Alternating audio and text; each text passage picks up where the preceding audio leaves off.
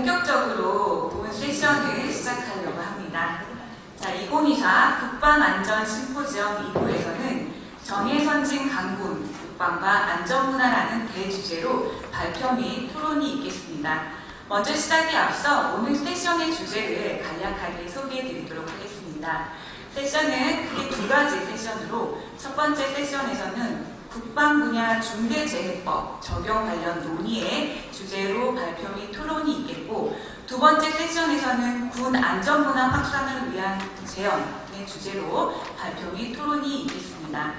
먼저 첫 번째 세션에서 국내 구성원 대상 안전, 보건 확보 방안 연구에 대해서 한국국방연구원 김미희 선임연구원님이 발표해 주시겠고, 이어서 중대재해법 적용 관련 실무에 대해 국방과학연구소 백상화 센터장님이 발표해 주시겠습니다.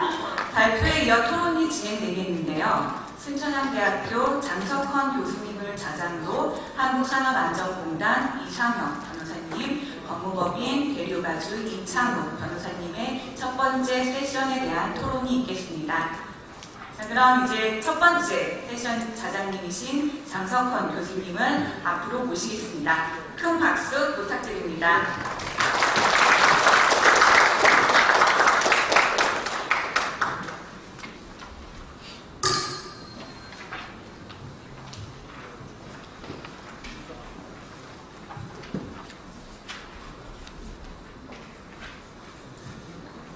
예, 반갑습니다. 제1세션 국방분야 중대재해법 적용 관련 논의라는 주제로 자장을 맡게 된 순천향대 장석헌 교수입니다. 인사드리겠습니다.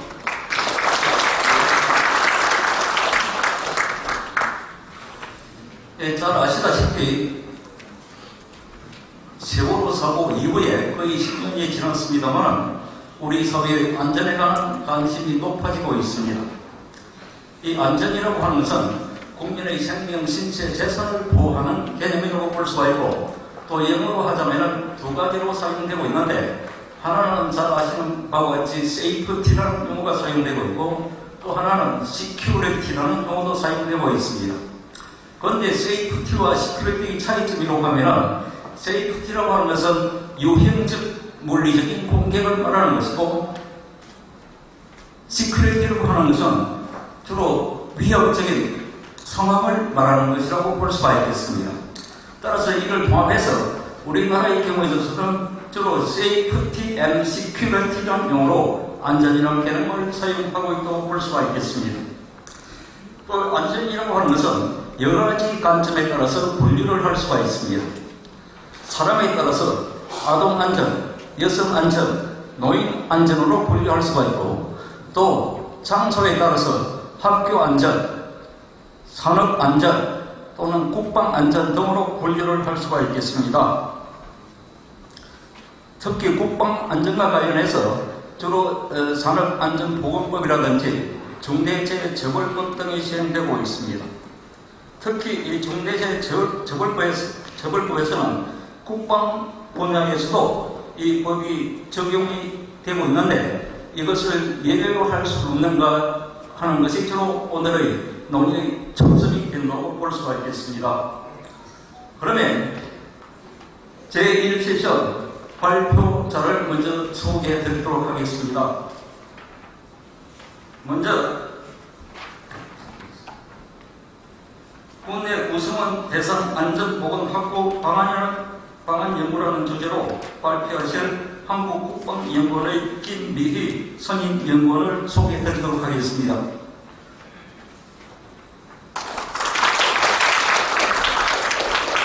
다음으로 중대재해처벌법 적용 관련 실무라는 주제로 발표하실 국방과학연구소의 백상화 센터장님을 소개해 드리겠습니다. 발표하실 분은 20분 내로 발표를 해 주시기 바랍니다. 꼭 시간을 엄수해 주시기 바랍니다. 시간을 꺼이게 되면 별로 개무를 하도록 하겠습니다. 그러면 제1주제를 발표하도록 하겠습니다.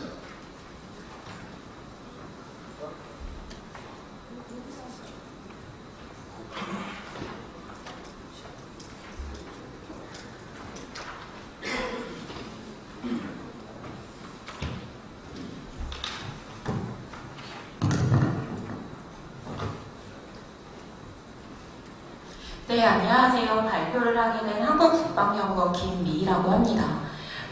오늘 제가 발표할 주제는 국내 구성원 대상 안전보건 확보 방안 연구인데요. 2023년에 이제 한 10개월에 걸쳐서 연구 프로젝트를 진행했던 것 중에 오늘 중대재해처벌법과 관련한 논의사항을 담은 그 한 챕터의 내용들을 조금 발표할 예정이고요. 그 소제목은 중대재해처벌법과 군특수성이라는 내용입니다.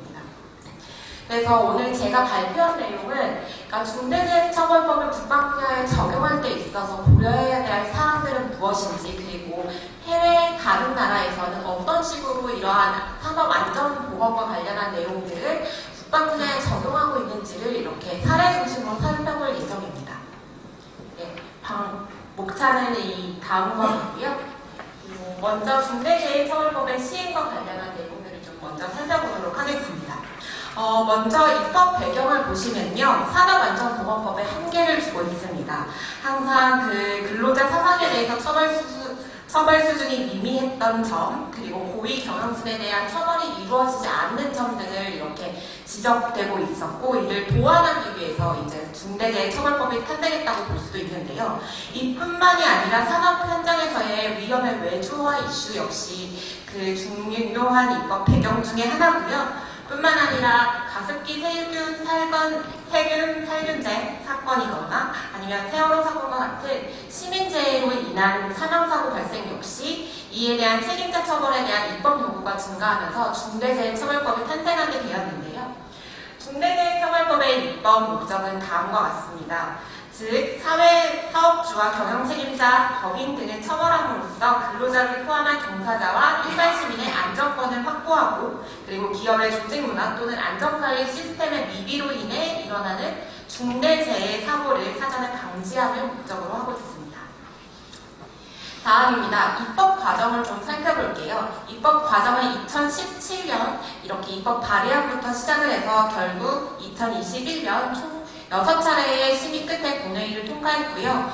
최종적으로 2021년 1월 26일에 공포가 되었다고 볼 수 있겠습니다. 입법 과정 중에서의 주요 쟁점 사항들을 좀 살펴보면요. 공무원 처벌 규정 중치 여부, 그리고 5인 미만 사업장 제외 여부, 그리고 산업안전보건 확보 의무를 어떻게 규제할 것인지, 그리고 어떻게 규정할 것인지에 대한 여부, 그리고 이러한 인과관계를 어떻게 추정할 것인지에 대한 내용, 그리고 중대 시민재해 적용 범위 등 이렇게 굉장히 날카로운 주요 쟁점들이 오고 갔다고 볼 수 있습니다. 그래서 이러한 쟁점들을 해결하고 이러한 내용들이 법안에 다 반영이 되었고요. 다음엔 중대재해처벌법과 산업안전보건법과의 비교입니다. 기존의 산업안전보건법 같은 경우에는 이제 예방을 위한 의무사항이나 담당자 처벌 조항을 줌으로써 조금 더 사업장 단위의 적용, 그리고 구체적이고 개별적인 조치들로 구성되어 있다는 것이 큰 특징이라고 볼 수 있는데요. 반면에 중대재해처벌법 같은 경우에는 조직의 전반적인 안전 시스템 구축과 관련한 안전한 조직 문화를 조성하는 데 목표를 두고 있다고 볼 수 있겠습니다. 즉, 사업자와 경영 책임자를 처벌함으로써 이제 기업의 조직 문화와 안전관리 시스템을 구축하게 만들고, 이를 통해서 근로자들의 안전을 보장하는 것에 목적이 있다고 볼 수 있겠습니다. 따라서 산업안전보건법과 중대재해처벌법이 이러한 차이점을 가지고 있다는 점 기억해 두시면 될 것 같습니다. 다음은 군 특수성과 관련한 내용입니다. 앞서 살펴본 산업안전보건법과 그리고 중대재해처벌법이 어떻게 군 현장에 그리고 국방 분야에 적용되는지를 좀 살펴보고, 일반 산업 현장과 국방 분야가 얼마나 다른지를 조금 살펴보고자 이제 군 특수성이라는 주제로 이렇게 정리를 해보았는데요. 일단 산업 현장에서의 산업재해와 군에서 발생하는 안전사고가 이제 차이가 있다라는 걸 좀 앞에 표를 통해서 좀 확인하실 수 있는데요. 먼저 산업 현장 같은 경우에는 사업장 내에서 인적 요인에서 발생한다든지 아니면 기계적인 요인에 발생한다든지 라고 이러한 사고가 발생하고 사업장 내에서 발생한다는 것이 특징이라고 볼 수 있겠습니다. 반면 군 같은 경우에는요, 군사시설 내뿐만이 아니라 군사시설 바깥에서 일어나는 안전사고까지 군이 되게 폭넓게 이제 책임지고 이렇게 그 안전사고를 예방하는 데 힘을 쓰고 있다라고 볼 수 있겠고, 이러한 특징 때문에 이제 그 산업 현장에서 적용되는 중대재해처벌법이 그대로 국방 분야에 적용되는 데는 한계가 존재한다라고 미리 예상할 수 있겠습니다. 그래서 좀 나머지를 좀 정리해보면요. 산업 현장에서의 산업재해와 분야 안전사고의 이렇게 차이점을 좀 살펴보면 적용과 책임 범위에 있어서 그 차이가 발생한다고 볼 수 있겠습니다. 군이 임무를 수행하는 현장은 범위가 넓고, 그리고 이에 따른 책임 역시 광범위하다는 점에서 차이가 존재하고요. 그리고 업무 특성에서도 역시 차이를 존재하고 있는데요. 부대라는 특정 장소에서 이제 작전 지역이라는 지리적으로 넓은 범위를 움직이면서 작전 및 훈련을 수행하기 때문에 약간 그러한 특수성을 가지고 있다고 볼 수 있고요. 그리고 작전 및 교육 훈련이라는 그 특수한 업무를 수행하고 있습니다. 따라서 이제 작전과 교육 훈련은 적절하게 계획되고 관리됨에도 불구하고 여전히 사고나 부상의 위험이 존재한다라는 한계점을 가지고 있고요. 그리고 사용 도구 및 시설 환경이 일반의 산업 현장과 크게 다르다라고 볼 수 있을 것 같아요. 그리고 뭐 위험도가 높고 오작동 시 피해가 크고, 그리고 군용 항공기나 군함, 그리고 군사 시설은 국방의 보안과 안정화에 직접적인 영향을 미치기 때문에 이러한 부분들이 일반 산업 현장과 비교해서 다르다라고 볼 수 있을 것 같아요. 또 다른 차이점을 좀 살펴보겠습니다. 산업 현장의 근로자와 국방 인력은 서로 다른 차이점을 가지고 있는데요. 중대재해처벌법에서는 그 적용 대상을 근로자, 노무를 제공하는 점을 이렇게 폭넓게 인정하고 있는데, 국방안전훈련 같은 경우에는 군내 구성원으로 한정해서 보고 있는데요. 군내 구성원에는 군인, 그리고 군무원, 그리고 국방부 소속 공무원, 그리고 공무직 근로자를 포함하고 있는데요. 근데 여기서 군인이라 하면 이 군인사법 제2조에 따라서 직업 군인 및 병, 그리고 후보생, 그리고 예비역 및 보충역들이 해당되는데요. 이것 같은 경우에는 이제 국방의 의무를 다하는 그러한 병들이 근로자로 볼 수 있는지 없는지에 대한 쟁점이 좀 존재한다라고 볼 수 있을 것 같아요. 그래서 학자들마다 정의하는 것들이 다른데요. 병역을 이행하는 방식에 따라서 그 군인 중에서 병역의 의무를 수행하는 자와 그렇지 않은 자의 이제 근로자성이 차별적으로 인정되어야 된다라고 보고 있는데요. 병 같은 경우에는 근로자에 해당하지 않다고 보고 있고, 간부 같은 경우에는 자발적인 선택의 결과로서 특정직 공무원의 신분으로 근로자에 해당한다라고 보고 있습니다. 이 근로자성을 인정하고, 그리고 병의 근로자성을 인정하지 않는 판례들을 조금 정리해 보아야겠고요. 하지만 이럼에도 불구하고 현역병 역시 중대재해처벌법 적용 대상에 포함되어야 된다는 의견 역시 존재하고 있는 실정입니다. 이전에 근로자성이 인정되지 않는 법의 취지에서는 이제 법의 취지와 그리고 중대재해처벌법의 입법 취지가 다르기 때문에 이러한 법에서는 또 현역병의 근로자성이 인정되어야 된다라는 의견도 존재하고요. 그리고 뿐만 아니라 간부의 형태로 군 복무를 이행하는 경우에는 이제 자발적 종속관계의 선택으로 근로자성을 해석할 수도 있지만, 이 자발성에 대한 해석이 적절한지에 대한 고민이 필요하다고 볼 수 있겠습니다. 이렇게 해석에 대한 이러한 논의들이 좀 산재하다고 볼 수 있는데요. 이뿐만이 아니라 이제 중대재해처벌법에서 가장 중요한 경영 책임자와 관련한 사항인데요. 입법 과정에서 경영 책임자와 관한 논의 끝에 사업을 대표하고 총괄하는 권한이 책임이 있는 사람, 또는 이에 준하는 그런 안전관리 책임자와 같은 사람들이 경영 책임자로 이렇게 한정할 수가 있는데요. 뿐만이 아니라 분야에서는 최종적으로 중앙행정기관의 장, 그리고 지방자치단체의 장, 그리고 지방공기업의 장과 공공기관의 장이 공공분야 경영 책임자로 포함되고 있습니다. 그래서 정부부처 및 공공조직으로서 군의 경영 책임자를 좀 살펴보면요. 군내 구성원에 따라서 그 경영 책임자가 조금 다르다고 볼 수 있을 것 같은데요.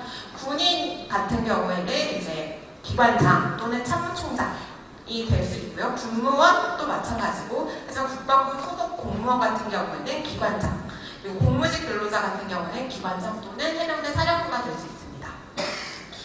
군 조직의 경영 책임자와 관련한 해석에는 또 역시 다양한 의견들이 좀 존재하고 있는데요. 준천법상 이제 법령에 나와 있는 객관적인 그 법령을 해석해 보면 중앙행정기관의 장이 국방부 장관이 경영 책임자에 해당한다라는 얘기가 있고요.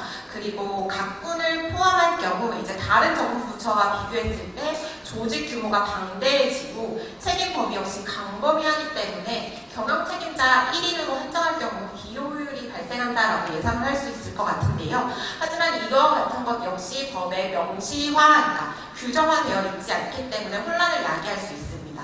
따라서 법제처 및 정책부서로부터 정확한 군의 경영 책임자에 대한 해석이 좀 추가적으로 이루어질 필요가 있다라고 볼 수 있겠습니다. 네, 이상 중대재해처벌법이 어떻게 국방력 분야에 적용될 수 있는지를 좀 살펴보았다면 저희가 해외에서는 어떻게 이 사안들을 다루는지를 좀 해외 사례를 통해서 살펴볼 예정인데요. 저희가 이번에 그 해외 사례를 살펴볼 국가는 영국, 미국, 독일인데요. 영국 같은 경우에는 아시다시피 산업법에 있어서 가장 선진화된 법 체계를 갖추고 있는 국가라서 포함을 시켰고요. 미국 역시 같은 그 영미법 분야이기 때문에 이렇게 선택을 했고, 독일은 같은 대륙법 국가이기 때문에 한번 참고를 해보았습니다. 먼저 영국의 사례를 살펴보겠습니다. 영국에는 산업안전보건법이 존재하는데요. 뿐만 아니라 정부 부처가, 국방부인 정부 부처가 이제 산업안전보건법의 의무를 다하지 않았을 경우에는 크라운 센슈어라는 이제 청문회 제도를 통해서 이제 그 문제 의무를 다하게 하는데요. 사망자가 발생한 경우에는 정부 부처 및 공공기관에서 이에 대한 크라운 센슈어라는 청문회를 진행하고, 이러한 지금까지의 그 기록을 좀 정리해 보면 99년부터 2022년까지 총 42건의 공시 중에 그중에 22건이 국방부 및 군 관련 기관에서 발생했다라는 사실을 확인할 수 있고요. 예시로 한 3가지 정도를 정리해 봤는데요. 훈련 도중에 이제 사망한 사건 같은 경우, 그리고 작업 안전 체계 및 일반인 위험 노출의 사례도 있고, 그리고 이제 국방부 내에 작업을 하면서 이제 차량 사이에 깔려 사망하는 그런 사고 역시 지금 국방부에서 책임을 지고 이렇게 크라운 센슈어라는 그런 청문회 제도를 실시하고 있습니다. 이 크라운 센슈어 자체는 좀 뭐라고 해야 되지? 그 기관에 가해지는 제재라고 보시면 되거든요.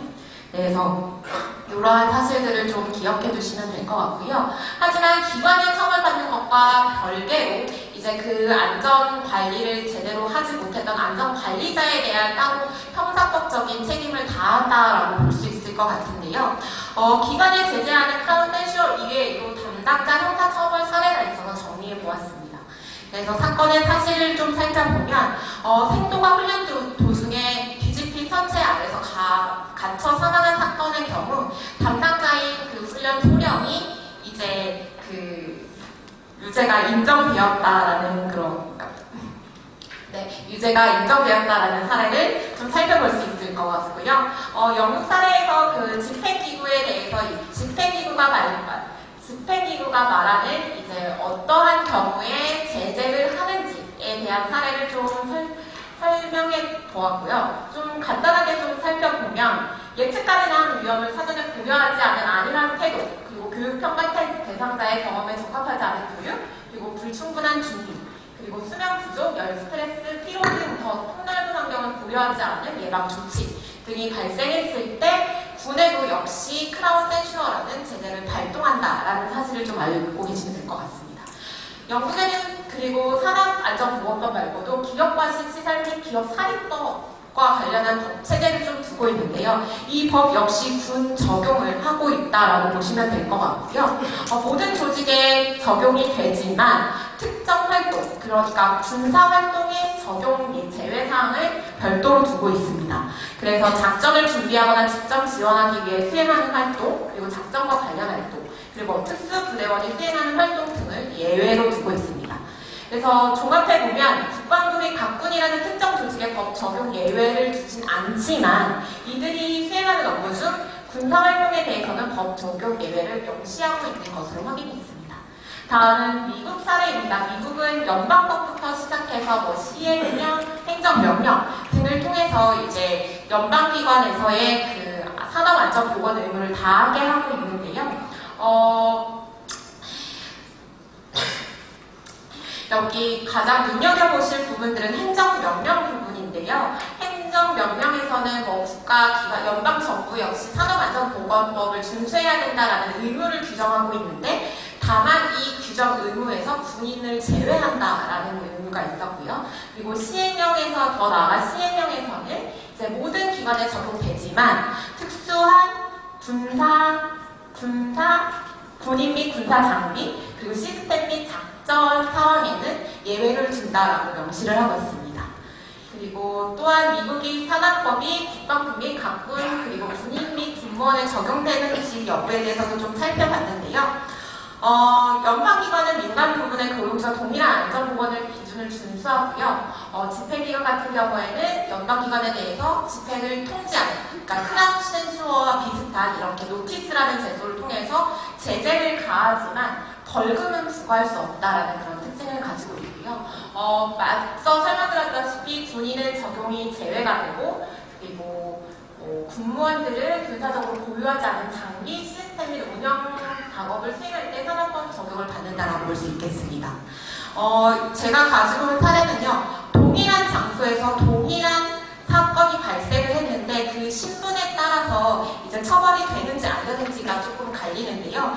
민간인이 사망한 경우에는 이제 노티스가 발휘되는 그런 행정적 제재가 가해지고요.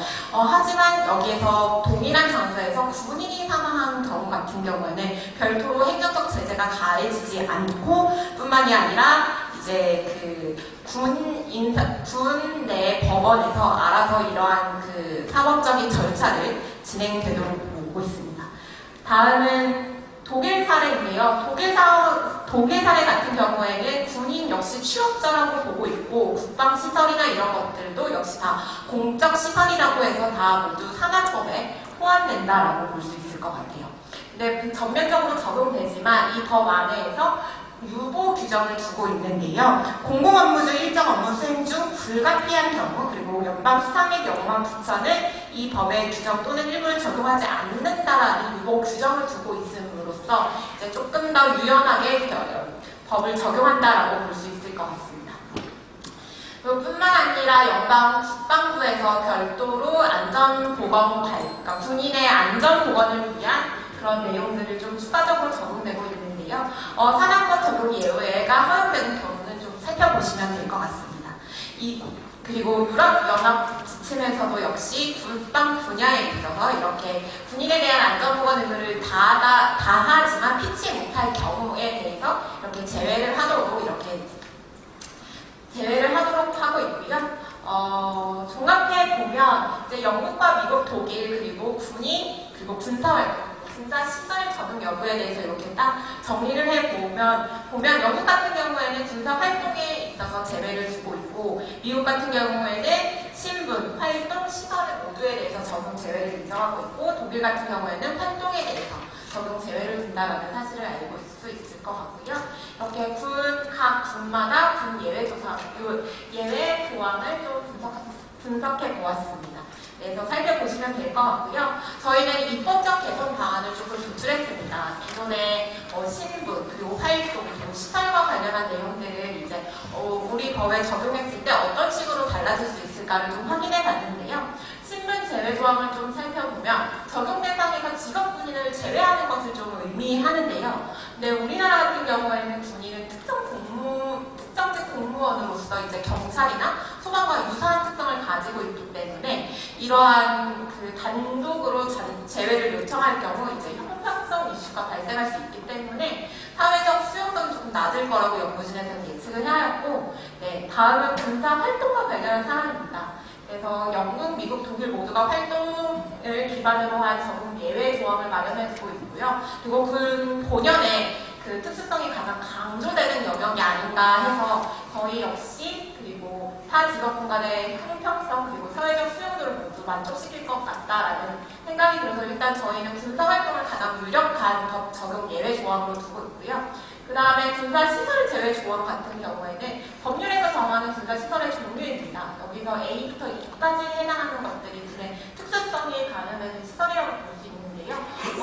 하지만 이 시설 같은 경우에는 구성원의 수행하는 업무에 따라 위험도가 좀 상이할 것 같고, 그리고 국내 군사시설 내에서 발생하는 군무원과 민간인 근로자에 대한 안전 확보에 대한 이슈 발생 가능성이 증가할 것 같아서 이제 군사시설 제외 조항을 선택하기에는 좀 신중한 접근이 필요하다라고 제안을 하고 있고요. 그래서 저희 연구진이 조합한 결과로서는 이제 만약 국내재해처벌법을 국방 분야에 적용했을 때 군사 활동을 제한하는 것이 가장 현명한 방법이 아닐까라는 의견을 드리고 있고요. 그래서 예외 조항 신설 같은 경우에는 제3조나 제4조에 있어서 이러한 예외 조항 유보 규정을 이렇게 추가하는 방법이 있지 않을까라고 제안을 드리고, 그리고 또 중대재해처벌법의 입법 취지를 고려해서 이제 군사활동 이외의 활동에서 발생한 국내 구성원의 생명과 신체를 보호하기 위한 내용들을 이제 군인의 지위 및 복무에 관한 기본법에서 별도로 정하는 것을 제안하고 있습니다.